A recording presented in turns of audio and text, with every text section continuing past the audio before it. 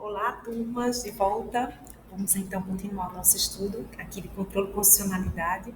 Bom, agora eu queria aprofundar com vocês um pouquinho as espécies de inconstitucionalidade que a gente já viu anteriormente, que tem que ser uma inconstitucionalidade contemporânea, já que a gente não aceita a inconstitucionalidade superveniente, ok?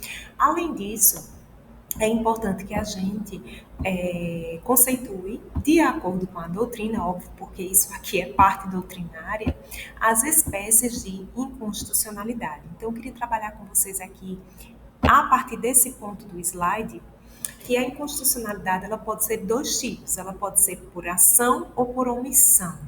Então, a gente vai estudar lá na frente que existe a ADIM por omissão. O que seria a ADIM por omissão, professor? Seria quando o STF determina que uma legislação ela seja confeccionada. Porque existem demandas na sociedade de que a legislação que existe não é suficiente. Então, a gente vai fazer a ADIM por omissão para que a legislação ela passe a existir. Então, ela pode ser por ação ou ela pode ser por omissão. Então, vamos dar uma olhada na ADIM por, melhor dizendo, na inconstitucionalidade por ação. Então, a inconstitucionalidade por ação, ela pode ser material ou ela pode ser formal. Ou a inconstitucionalidade diz respeito à matéria que está sendo tratada e foi tratada por quem não era devido, ou houve falhas de acordo com a Constituição no seu processo legislativo. Então, pode ser por matéria ou por forma. Problemas na forma a gente passa a entender de que existiram problemas durante a confecção da norma, do ato normativo ou da lei, né? Mas se é a matéria que foi tratada por quem não poderia tratar, aí a gente vai dizer que o tipo da matéria, né, ou seja, o que está sendo tratado sobre o assunto não poderia ser daquele formato, ou seja, a matéria é indevida, é inconstitucional. A gente não pode trabalhar com tortura, a gente não pode ter um assunto que seja de pena de morte, por quê? Porque é inconstitucional. Então, a matéria não está certo com a nossa Constituição Federal. Então, ou vai ser material ou vai ser formal. A formal, a doutrina divide em três. Divide na orgânica, na propriamente dita ou por violação de pressupostos objetivos do ato.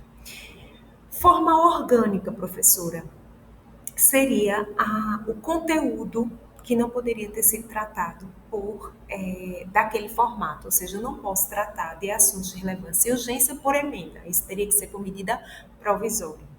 Propriamente dito, um vício subjetivo, ou seja, deveria ter sido proposto aquele projeto de lei pelo Senado e não pela Câmara. Deveria ter sido tratado pelo presidente da República e não pelo Congresso. Né? Então, o conteúdo foi proposto por quem não poderia, por quem não está estipulado na Constituição que deveria propor.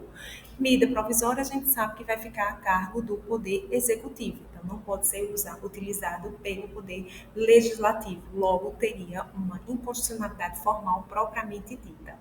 E sobre os objetivos, vamos pegar a medida provisória, por exemplo. A medida provisória existe dois requisitos objetivos. Quais são? Relevância e urgência. Se no ato faltou, então essa medida provisória pode ser atacada por um vício de inconstitucionalidade formal. Beleza? Então, a formal a gente tem essas três espécies. Mas a doutrina não para por aí. Ela diz que o vício de inconstitucionalidade também pode ser pelo momento. A inconstitucionalidade pode ser originária, ou seja, de fato, a Constituição é vigente e a lei está sendo questionada pós-Constituição Federal, ou pode ser superveniente, a lei já existia antes da Constituição, a Constituição veio depois, a gente já viu que não tem como fazer, né? Não há inconstitucionalidade, mas sim recepção. Como é que acontece isso, professora? Veja, nossa Constituição Federal ela é de 1988.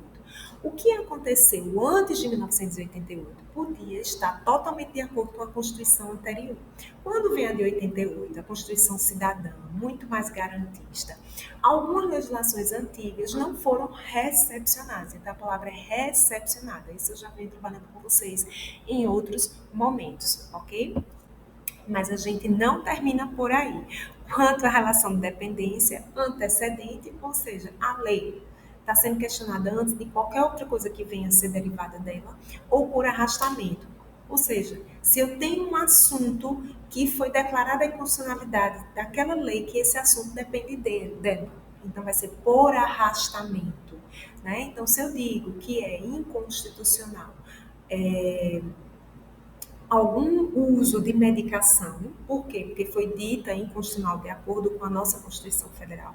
Tudo que decorrer daquilo também vai ser por arrastamento dito inconstitucional. Antecedente não, ou seja, já disse que era inconstitucional, então tudo que vier depois não pode existir, porque aquela antecedente já foi dita. Agora, por arrastamento é quando algo que depende de uma lei que foi dita inconstitucional, por consequência, também vai ser inconstitucional. Agora, lembrem, isso só vai acontecer de acordo com a contemporaneidade. Por quê? Porque se a lei foi anterior à Constituição Federal, isso vai ser recepção ou não.